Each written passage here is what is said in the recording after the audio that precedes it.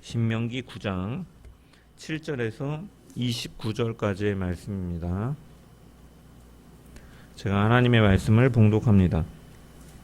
너는 광야에서 내 하나님 여호와를 경노하게 하던 일을 잊지 말고 기억하라. 내가 애굽 땅에서 나오던 날부터 이곳에 이르기까지 늘 여호와를 거역하였으되 호렙산에서 너희가 여호와를 경노하게 하였으므로 여호와께서 진노하사 너희를 멸하려 하셨느니라.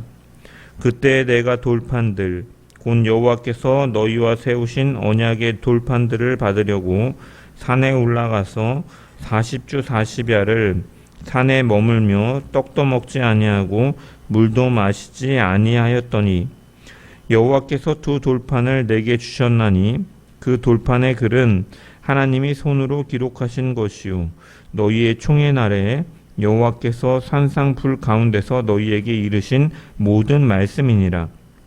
40주 40야를 지난 후에 여호와께서 내게 돌판 곧 언약의 두 돌판을 주시고 내게 이르시되 일어나 여기서 속히 내려가라. 내가 애굽에서 인도하여 낸 내 백성이 스스로 부패하여 내가 그들에게 명령한 도를 속히 떠나 자기를 위하여 우상을 부어 만들었느니라. 여호와께서 또 내게 말씀하여 이르시되 내가 이 백성을 보았노라. 보라 이는 목이 곧은 백성이니라. 나를 막지 말라. 내가 그들을 멸하여 그들의 이름을 천하에서 없애고 너를 그들보다 강대한 나라가 되게 하리라 하시기로 내가 돌이켜 산에서 내려오는데 산에는 불이 붙었고 언약의 두 돌판은 내 두 손 위에 있었느니라. 내가 본즉 너희가 너희의 하나님 여호와께 범죄하여 자기를 위하여 송아지를 부어 만들어서 여호와께서 명령하신 돌을 빨리 떠났기로 내가 그 돌판을 내 두 손으로 들어 던져 너희의 목전에서 깨트렸노라. 그리고 내가 전과 같이 40주 40야를 여호와 앞에 엎드려서 떡도 먹지 아니하고 물도 마시지 아니하였으니 이는 너희가 여호와의 목전에 악을 행하여 그를 경노하게 하여 크게 죄를 지었음이라. 여호와께서 심히 분노하사 너희를 멸하려 하셨으므로 내가 두려워하였노라. 그러나 여호와께서 그때에도 내 말을 들으셨고 여호와께서 또 아론에게 진노하사 그를 멸하려 하셨으므로 내가 그때에도 아론을 위하여 기도하고 너희의 죄 곧 너희가 만든 송아지를 가져다가 불살라 찢고 티끌같이 가늘게 갈아 그 가루를 산에서 흘러내리는 시내에 뿌렸느니라. 너희가 다베라와 마사와 기브로 타띠아와에서도 여호와를 경노하게 하였느니라. 여호와께서 너희를 가데스 바네아에서 떠나게 하실 때에 이르시기를 너희는 올라가서 내가 너희에게 준 땅을 차지하라 하시되 너희가 너희의 하나님 여호와의 명령을 거역하여 믿지 아니하고 그 말씀을 듣지 아니하였나니 내가 너희를 알던 날부터 너희가 항상 여호와를 거역하여 왔느니라. 그때 여호와께서 너희를 멸하겠다 하셨으므로 내가 여전히 40주 40야를 여호와 앞에 엎드리고 여호와께 간구하여 이르되 주 여호와여 주께서 큰 위엄으로 속량하시고 강한 손으로 애굽에서 인도하여 내신 주의 백성 곧 주의 기업을 멸하지 마옵소서. 주의 종 아브라함과 이삭과 야곱을 생각하사 이 백성의 완악함과 악과 죄를 보지 마옵소서. 주께서 우리를 인도하여 내신 그 땅 백성이 말하기를 여호와께서 그들에게 허락하신 땅으로 그들을 인도하여 드릴 만한 능력도 없고 그들을 미워하기도 하사 광야에서 죽이려고 인도하여 내셨다 할까 두려워하나이다. 그들은 주의 큰 능력과 표심팔로 인도하여 내신 주의 백성 곧 주의 기업이로소이다 하였노라. 아멘. 말씀을 통한 주의 은혜와 평강이 모인 모든 백성들 가운데 넘치기를 축원합니다. 지난 시간 우리는 이스라엘이 가나안 땅을 차지하게 된 것이 그들의 의로움 때문이 아니다라는 말씀을 살펴보았습니다. 가나안 족속이 그 땅에서 쫓겨나게 된 것은 그들의 죄악에 따른 하나님의 공의로운 심판이었습니다. 반면에 이스라엘이 그 땅을 기업으로 받은 것은 그들이 가나안 민족보다 더 의로워서가 아니라 하나님께서 아브라함과 이삭과 야곱에게 하신 약속 때문이다라는 것이죠. 그래서 오늘 본문은 내 공의로 말미암음이 아니니라라는 말씀이 이스라엘의 광야 역사 속에서 실제로 어떻게 드러났는지를 구체적으로 보여주고 있습니다. 7절에서 모세는 이스라엘에게 너는 광야에서 내 하나님 여호와를 경노하게 하던 일을 잊지 말고 기억하라 라고 명령합니다. 이스라엘이 기억해야 할 것은 자신들이 애굽에서 나온 날부터 지금까지 끊임없이 하나님을 거역했다라는 사실이었죠. 그들은 하나님의 말씀을 듣고도 자기의 생각과 뜻을 굽히지 않았고 하나님께서는 그런 이스라엘 백성을 목이 곧은 백성이다라고 말씀하셨습니다. 특별히 호렙에서는 그들이 금송아지를 만들어서 하나님과 맺은 언약을 깨뜨렸음을 언급하고 있죠. 그 이후에도 다베라와 마사, 기브롯 핫다아와 가데스 바네아에서 반복해서 이들은 하나님을 거역하였음을 모세는 언급합니다. 그리고 하나님께서 행위대로 그들에게 보응하셨다면 그들은 심판을 피할 수가 없는 것이죠. 바로 그때 모세는 무엇을 합니까? 죄 지은 백성을 위하여 40주야를 하나님 앞에 엎드렸음을 말하고 있죠. 모세는 이스라엘이 본래 선한 백성이기 때문에 아니면 혹은 앞으로 잘할 것이기 때문에 하나님 앞에 용서를 구한 것이 아닙니다. 하나님께서 그들을 애굽에서 구원하여서 자기의 소유로 삼으셨다라는 사실과 아브라함과 이삭과 야곱에게 하신 약속을 붙들고 그는 기도하고 있는 것이죠. 그러므로 오늘 본문은 하나님께서 이스라엘을 구원하시고 끝까지 붙드신 근거가 그들의 의로움, 그들의 공로에 있는 것이 아님을 분명하게 다시 보여주는 것이죠. 그리고 그 근거는 바로 약속을 반드시 지키시는 하나님께 있다라는 것입니다. 그래서 우리는 오늘 말씀을 통해서 은혜를 받고도 하나님을 거역하는 인간의 완고함과 죄 지은 백성을 위하여 엎드린 모세의 기도를 살펴볼 것입니다. 그리고 그 모세의 기도가 가리키는 유일하고 완전한 중보자 되시는 예수 그리스도를 우리가 바라보면서 우리의 공로가 아니라 하나님의 언약적 신실하심 그리고 그리스도의 중보만을 붙드는 시간 되기를 주의 이름으로 간절히 축원합니다. 7절의 말씀을 우리 다시 한번 읽어보겠습니다. 7절 말씀 시작. 너는 광야에서 내 하나님 여호와를 경노하게 하던 일을 잊지 말고 기억하라. 내가 애굽 땅에서 나오던 날부터 이곳에 이르기까지 늘 여호와를 거역하였으되. 모세는 이스라엘에게 잊지 말고 기억하라 라고 명령하죠. 잊지 말라라는 부정명령과 기억하라 라는 긍정명령을 함께 사용해서 자신들이 어떤 백성이었고 하나님께서 그러한 백성들을 어떻게 참으시고 인도하셨는지를 잊지 말라라는 것을 거듭해서 강조하고 있는 것이죠. 여기서 하나님께서 과거의 죄를 기억하라고 하시는 것은 그들이 죄책감을 가지고 살라라는 의미에서 하신 말씀이 아닙니다. 가나안 땅을 받은 뒤에 그것을 자신들의 의로움 때문이다 라고 생각하지 못하게 하시게끔 말씀하시는 것이죠. 왜냐? 자신이 어떤 사람인지를 바르게 기억해야만 자신이 받은 것이 얼마나 큰 은혜인지를 알 수 있기 때문인 것이죠. 그래서 이 점에서 신명기 8장과 9장은 서로 연결되는 것이죠. 8장에서 이스라엘은 무엇을 기억해야 됐습니까? 광야에서 자신들을 먹이고 인도하신 하나님을 기억하라라고 말씀하시죠. 그리고 9장에서는 자신들이 광야에서 하나님을 거역했던 일을 기억해야 되는 거예요. 이처럼 하나님의 은혜를 기억하는 것과 자신의 죄를 기억하는 것은 서로 떨어져 있지 않다라는 것입니다. 자신의 죄를 바로 알수록 무엇이 더 크게 보입니까? 그러한 나를 향한 하나님의 은혜가 더욱 크게 보이게 되는 것이죠. 그래서 그 하나님의 은혜를 깊이 깨달을수록 자신이 얼마나 비천한 존재인지를 알게 되고 자신의 공로를 내세울 수가 없게 되는 것이죠. 이 이스라엘의 반역은 한 번의 실수가 아니었습니다. 모세는 너가 애굽 땅에서 나오던 날부터 이곳에 이르기까지 늘 여호와를 거역하였다라고 말하고 있습니다. 여기서 거역하였다라고 번역된 동사는 히브리어 마라라는 동사로 권위에 맞서고 명령을 거부하는 반역적인 태도를 가리키는 것이죠. 그래서 하나님의 말씀을 듣고도 자기의 뜻을 고집하고 그 말씀에 자신의 생각으로 맞선 것, 그것이 바로 거역함입니다. 더욱이 모세는 이러한 이스라엘의 모습이 한 번이 아니라 늘 여호와를 거역했다라고 말하고 있죠.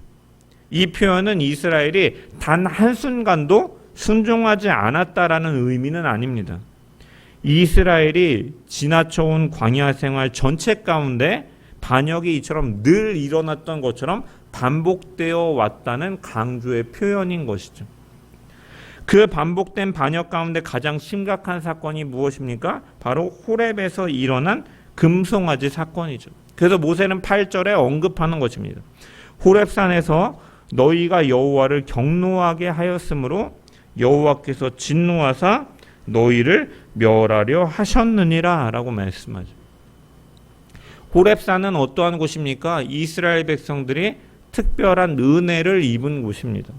하나님께서 그들과 언약을 맺으시고 그들을 자신의 소유와 제사장 나라와 거룩한 백성으로 삼으시겠다라고 선언하시는 것이죠. 그런데 이스라엘은 그 언약을 맺은 바로 그 자리에서 언약을 깨트리고 있는 것입니다. 여기서 우리가 알 수 있는 사실은 무엇입니까? 우리는 하나님을 거역한다라고 하면 우리가 주로 언약 밖에 있는 사람들, 곧 불신자들이 하나님께 거역하는 것, 거절하는 것만을 생각하기 쉽습니다. 하지만 하나님의 음성을 들은 적이 없는 사람들만 하나님을 거역하는 것이 아님을 오늘 본문은 분명히 드러내고 있죠. 하나님의 영광을 보고 하나님의 말씀을 들었으며 그 하나님의 말씀에 순종하겠다고 약속한 백성이 금송아지를 만들어서 하나님을 거역하고 있는 것이죠. 그렇기 때문에 우리 역시도 결코 그러한 거역의 죄 속에서 자유로울 수가 없는 것입니다. 오늘 우리도 예배의 자리에 있고 말씀을 듣는다라는 사실만으로 하나님의 말씀을 따르고 있다라고 여겨서는 안 된다라는 것이죠. 겉으로는 하나님을 떠나지 않은 것처럼 보인다 할지라도 말씀보다 자신의 생각과 뜻을 앞세우고 내 유익대로 하나님을 바꾸어 섬긴다면 이스라엘과 같은 완고함이 우리 안에서도 나타나고 있는 것이기 때문입니다. 이 이스라엘의 죄가 얼마나 심각했는지 그들이 금송아지를 만들던 순간 산 위에서 어떠한 일이 일어나고 있었는지를 살펴볼 때 더욱 의미가 분명해지는 거예요. 왜냐하면 대조를 이루고 있기 때문에. 9절과 10절은 말씀합니다. 그때에 내가 돌판들 곧 여호와께서 너희와 세우신 언약의 돌판들을 받으려고 산에 올라가서 40주 40야를 산에 머물며 떡도 먹지 아니하고 물도 마시지 아니하였더니 여호와께서 두 돌판을 내게 주셨나니 그 돌판의 글은 하나님이 손으로 기록하신 것이요 너희의 총의 날에 여호와께서 산상 불 가운데서 너희에게 이르신 모든 말씀이니라. 모세는 산 위에 있었던 일을 언급합니다. 그리고 모세는 하나님께서 돌판을 주셨는데 그 돌판을 가리켜서 뭐라고 표현합니까? 십계명이 기록된 판이라고 단순히 언급하는 것이 아니라 여호와께서 너희와 세우신 언약의 돌판들이라고 부르고 있습니다. 그때 내가 돌판들 곧 여호와께서 너희와 세우신 언약의 돌판들이라고 언급하고 있죠. 그리고 또한 이 돌판을 하나님께서 손으로 기록하신 것이다라고 표현하고 있습니다. 여기서 하나님께서 손으로 기록하셨다라는 표현은 하나님께서 사람과 같이 손가락으로 글을 쓰셨다라는 의미가 아니라 그 말씀의 기원과 근거가 권위가 하나님께 있다라는 의미인 것이죠. 이처럼 돌파는 어떠한 의미입니까? 하나님과 이스라엘의 언약을 맺었다라는 사실을 보여주는 증표이고, 또한 언약을 세우신 하나님께서 자기 백성에게 친히 주신 말씀이다라는 것이죠. 이 시점에 산 위의 모습과 산 아래의 모습이 선명하게 대조되는 거죠. 이처럼 산 위에서는 하나님께서 자기 백성에게 맺으신 그 언약의 말씀을 돌판에 기록하여 모세에게 주고 계신데, 같은 시간 산 아래에서는 이스라엘이 금송아지를 만들고 있었다라는 것이죠. 하나님께서 언약의 증표를 주고 계실 때 이스라엘은 그 언약을 깨트리고 있었다라는 것이죠. 그래서 하나님께서는 모세에게 이렇게 말씀하십니다. 12절의 말씀을 보면 내게 이르시되 일어나 여기서 속히 내려가라. 내가 애굽에서 인도하여 낸 내 백성이 스스로 부패하여 내가 그들에게 명령한 돌을 속히 떠나 자기를 위하여 우상을 부어 만들었느니라. 이 말씀은 이스라엘의 죄가 지닌 성격을 세 가지로 보여주고 있죠. 먼저 그들은 스스로 부패했다라는 것이죠. 부패했다라는 말은 본래 온전했던 것들이 망가지고 썩어 사용할 수 없게 되었다라는 의미를 가진 단어입니다. 즉 타락한 본성에 따라서 이들은 자발적으로 자신을 더럽힘으로 이제 하나님의 그로부터 멀어졌고, 그 죄의 책임이 그러므로 이스라엘 자신에게 있다라는 것을 의미하는 것이죠. 이처럼 죄는 죄를 범하는 그 자신에게 있는 것이죠. 또한 그들은 하나님께서 명령하신 그 돌을 속히 떠났다라는 것입니다. 여기서 도는 하나님께서 자기 백성에게 걸으라고 명령하신 길을 뜻하는 것이죠. 길 도자입니다. 그래서 이스라엘은 그 길을 몰랐기 때문에 헤맨 것이 아니다라는 것이죠. 십계명의 첫 말씀은 무엇입니까? 너는 나 외에 다른 신들을 내게 두지 말라. 너를 위하여 새긴 우상을 만들지 말라라고 이미 하나님께서는 말씀하셨는데, 이스라엘은 그 말씀을 받은 지 얼마 되지 않아서 그 명령하신 길에서 벗어났다라는 것이죠. 마지막으로 그들은 자기를 위하여 우상을 부어 만들었다라는 것이죠. 죄는 무엇입니까? 자기를 위하는 것입니다. 이 표현은 우상 숭배의 본질을 또한 보여주는 것이죠. 우상은 자신의 필요와 욕망에 맞도록 신을 만들어 섬기는 것인데, 하나님께서 말씀으로 자신을 나타내신 것을 그대로 믿지 않고 자신들이 보고 만지고 이용할 수 있는 모습으로 하나님을 바꾸는 것, 그것이 바로 금송아지 사건이었고, 그것이 바로 우상숭배 죄의 본질이었다는 것. 하나님의 뜻을 따라서 하나님의 영광을 위하여 살아가는 것이 아니라 자신을 위하여 살아가는 것이 우상숭배이고, 그것이 바로 죄의 본성이다라는 것이죠. 죄의 성격이다라는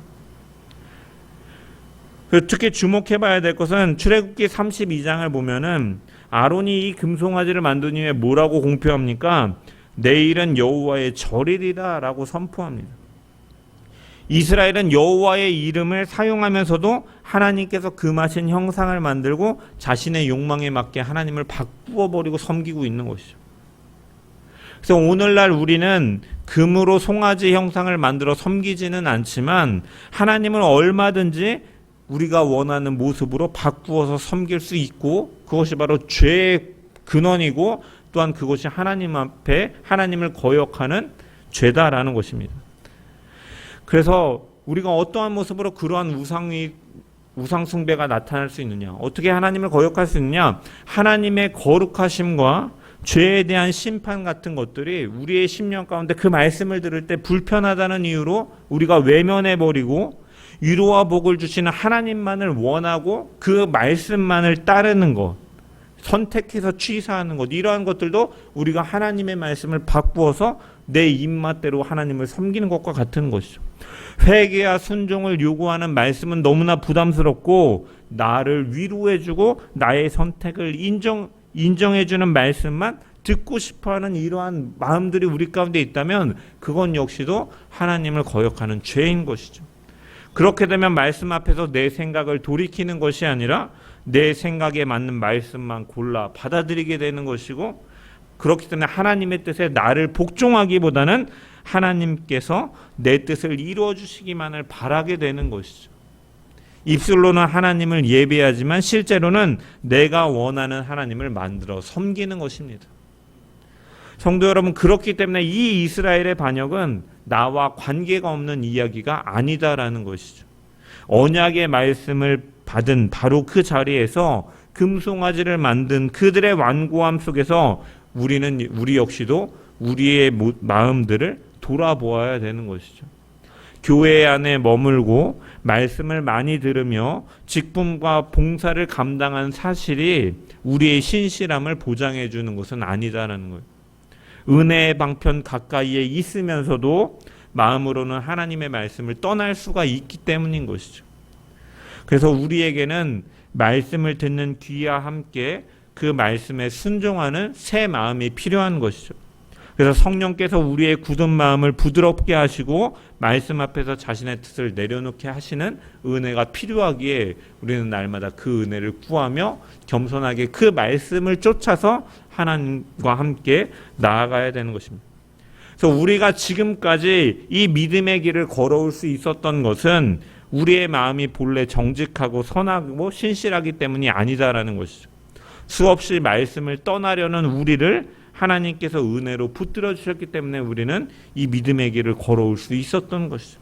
그러므로 우리는 계속해서 말씀 앞에 끊임없이 자신의 뜻을 내려놓고 받은 은혜와 신앙의 경력을 자랑하기보다는 날마다 성령의 도우심을 구하며 하나님께서 명령하신 길을 믿음과 순종으로 걸어가는 모든 성도들 되기를 주님의 이름으로 간절히 축원합니다.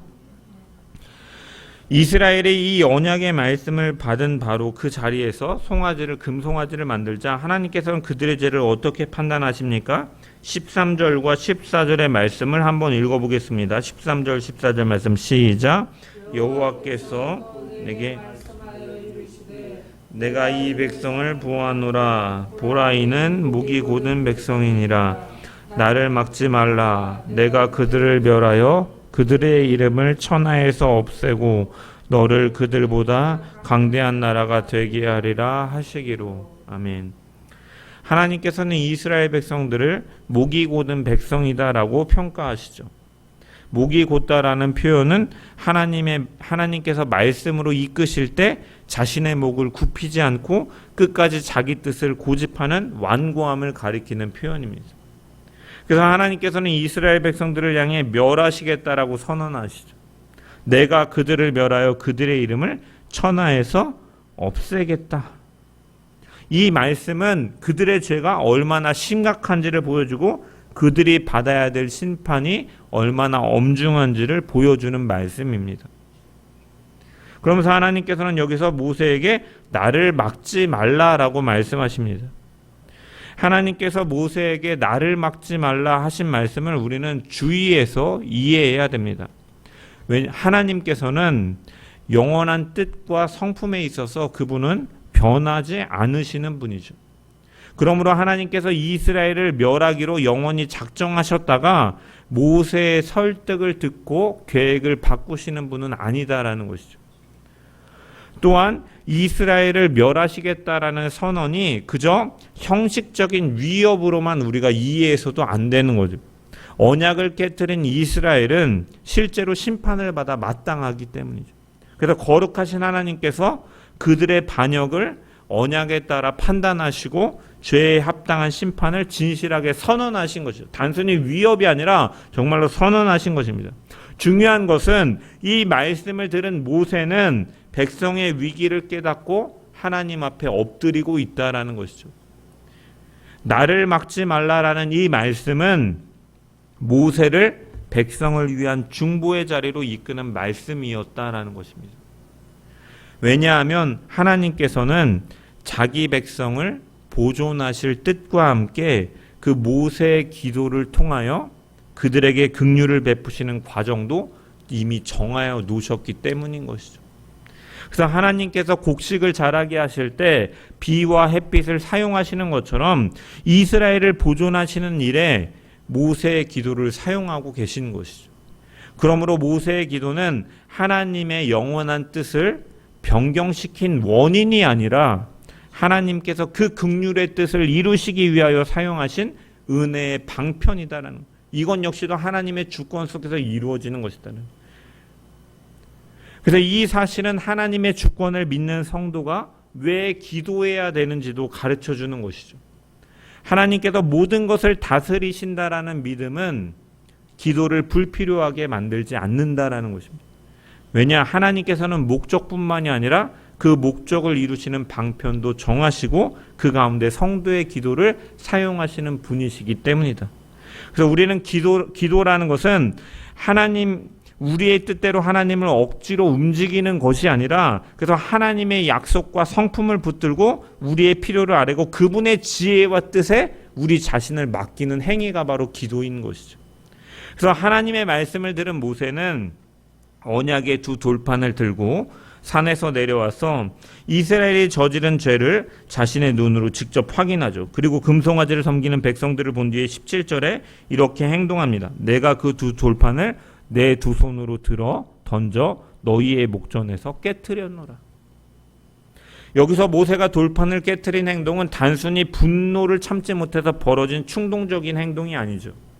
본문은 그 돌판을 뭐라고 표현합니까? 언약의 두 돌판이라고 부르고 있죠.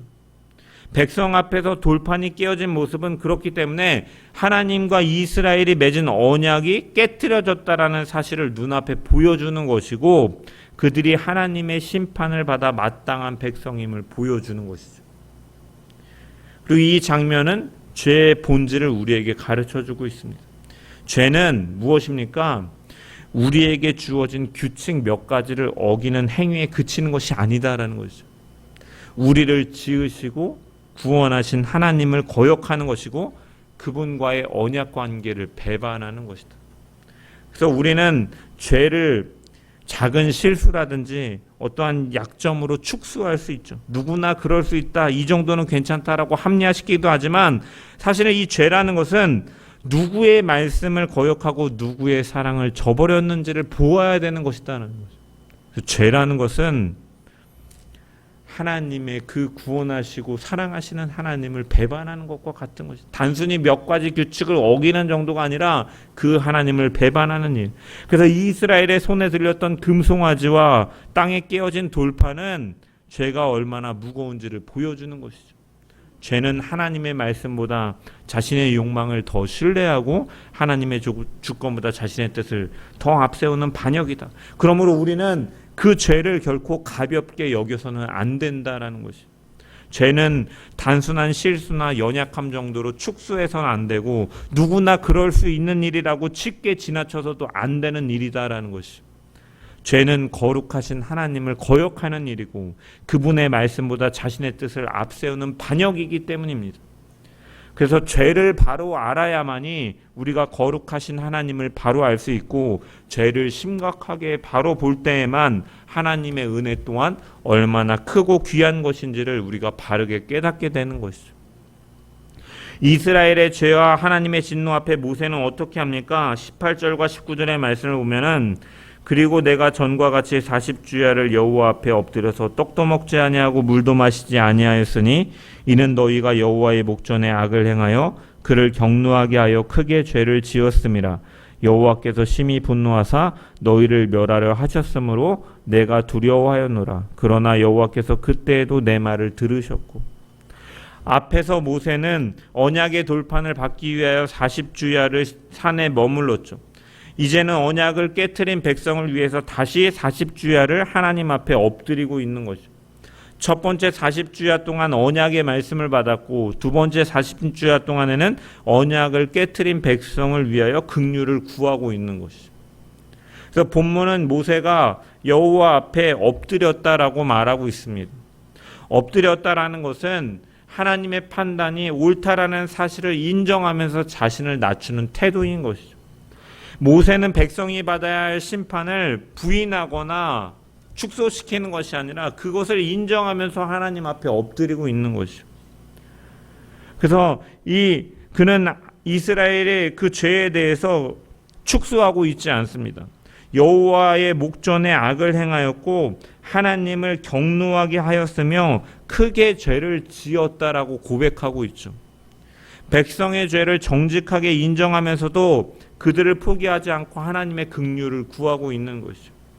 21절을 보면 모세는 금송아지를 불사르고 찧어서 티끌같이 가늘게 만든 후에 시내에 뿌렸다라고 기록합니다. 백성을 위해서는 하나님 앞에 엎드렸고 백성이 만든 우상은 철저하게 없앤 것이죠. 죄지은 백성을 사랑했기 때문에 그들을 포기하지 않았고 하나님을 사랑했기 때문에 그들의 죄를 그대로 남겨두지 않는 것이죠. 그는 백성을 사랑했기 때문에 그들의 죄를 감추지 않았고 하나님을 사랑했기 때문에 죄를 그대로 두지 않은 것입니다. 이처럼 참된 사랑이라는 것은 무엇입니까? 죄를 방치하는 것이 아니라 죄를 버리고 하나님께 돌아가는 사랑인 것이죠. 사랑하기 때문에 죄를 묵인하고 그 죄를 그대로 용납하고 그냥 감추어 버리는 것이 아니라 사랑하기 때문에 그 죄가 잘못된 것임을 드러내고 또한 그 죄로부터 돌이키고 하나님께로 나아갈 수 있도록 하는 것이 바로 사랑이다라는 것이고, 그리고 참된 회개다라는 거죠. 오늘날 우리 역시도 자신의 죄를 작은 실수로 여기거나 쉽게 타협해서는 안 된다라는 거예요. 죄는 거룩하시고 우리를 사랑하시는 하나님을 거역하는 행위이기 때문에 그것을 가볍게 여겨서는 안 되고, 그 하나님 앞에 우리가 범죄하였을 때 우리는 죄를 정직하게 인정하고 그 하나님 앞에 긍휼을 구하고 말씀을 따라 죄를 끊어내는 결단이 저와 여러분 가운데 있어야 될 줄 믿습니다. 이 이스라엘의 반역의 사건은 금송아지 사건으로 끝난 것이 아니죠. 22절부터 모세는 다베라와 마사와 기브롯 핫다와 가데스 바네아에서 일어난 반역을 차례대로 언급하고 있습니다. 그리고 24절에 이스라엘의 광야 생활을 이렇게 정리하고 있죠. 내가 너희를 알던 날부터 너희가 항상 여호와를 거역하여 왔느니라. 7절에서는 애굽 땅에서 나오던 날부터 이곳에 이르기까지 늘 거역했다라고 말하고, 24절에는 내가 너희를 알던 날부터 항상 거역했다라고 말합니다. 처음과 끝에 같은 사실을 반복하는 것은 광야에서 일어난 모든 사건이 이스라엘의 계속된 반역이었다라는 것을 강조하기 위함인 것이죠. 그래서 그들의 죄는 한 번의 실수나 우연한 실패가 아니라 하나님을 향한 지속적인 거역이었다라는 것. 이러한 역사를 돌아보면 이스라엘이 하나님 앞에 내세울 의는 전혀 없는 것이죠. 그렇다면 그는 무엇을 붙들고 하나님께 간구하고 있습니까?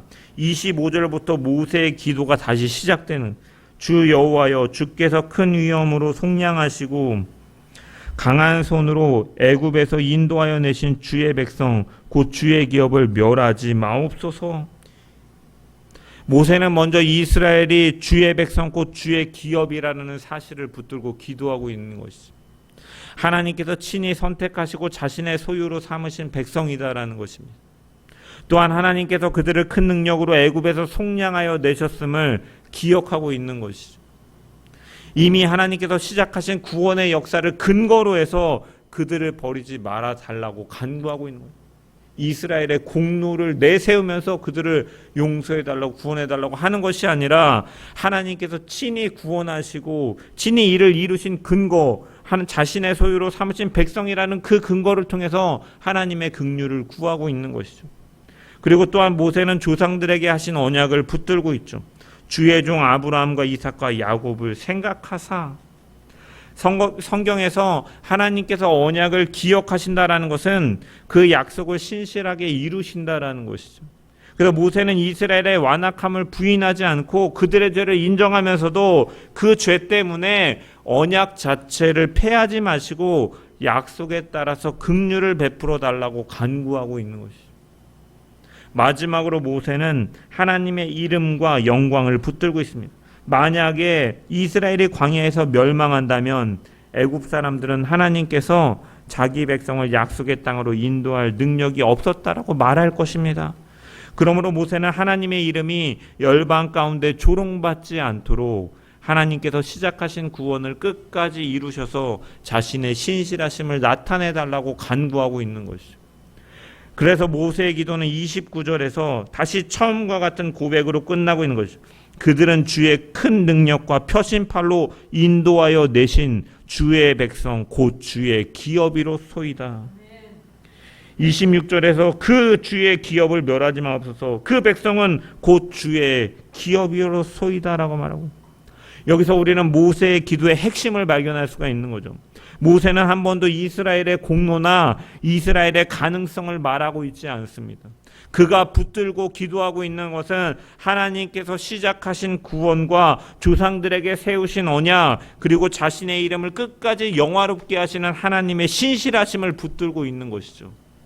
그래서 모세의 소망은 이스라엘에게 있지 않고 하나님께 있었다라는 것입니다. 그리고 이러한 모세의 기도는 우리를 유일하고 완전하신 중보자이신 예수 그리스도께로 인도하는 것이죠. 모세는 조상들에게 하신 언약을 붙들고 백성을 위하여 간구했는데 그 언약은 마침내 예수 그리스도 안에서 완전히 성취되었기 때문입니다.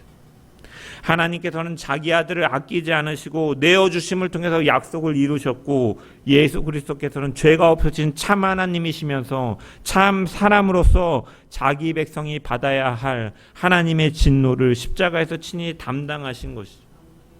자신의 피로 우리를 속량하사 하나님의 백성으로 삼아주셨고, 지금도 하나님 우편에서 우리를 위하여 중보하고 계신 분이신 것이죠. 그러므로 오늘 우리가 하나님 앞에 담대히 나아갈 수 있는 것 역시도 우리의 신실함이나 공로 때문이 아니다라는 거예요.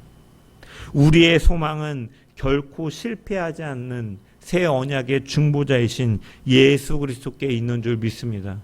우리는 자신의 의나 신앙의 경력이 아니라 우리를 위하여 죽으시고 다시 살아나 지금도 우리를 위하여 간구하시는 예수 그리스도의 완전한 공로를 의지하며 하나님께 나아가는 것이죠.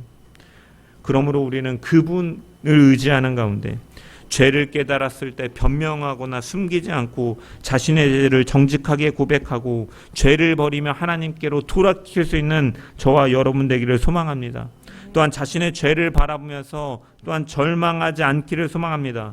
죄인을 위하여 죽으시고 지금도 우리를 위해 기도하시는 예수 그리스도를 더욱더 굳게 붙드는 저와 여러분 되기를 소망합니다. 또한 모세가 그 죄지은 백성을 위하여 기도하며 엎드렸던 것처럼 우리 역시도 우리의 자신의 죄와 또한 우리의 가정과 교회를 위하여 중보하는 사람이 되어야 될 줄 믿습니다. 믿음을 떠난 가족과 죄에 넘어져 있는 성도를 정죄하거나 포기하는 것이 아니라 그들을 사랑하기 때문에 그들을 권면해서 하나님 앞으로 돌이킬 수 있도록 우리는 끊임없이 하나님 앞에 엎드려 기도함으로 하나님께서 이루실 그 구원에 나를 드리는 저와 여러분 되기를 소망합니다. 무엇보다도 자신의 의를 내려놓고 예수 그리스도의 완전한 공로만을 붙들고 살아가는 저와 여러분 되시기를 소망합니다. 그 그리스도를 바라보며 날마다 하나님 앞에 엎드리는 주의 거룩한 백성들 되기를 주님의 이름으로 간절히 축원합니다.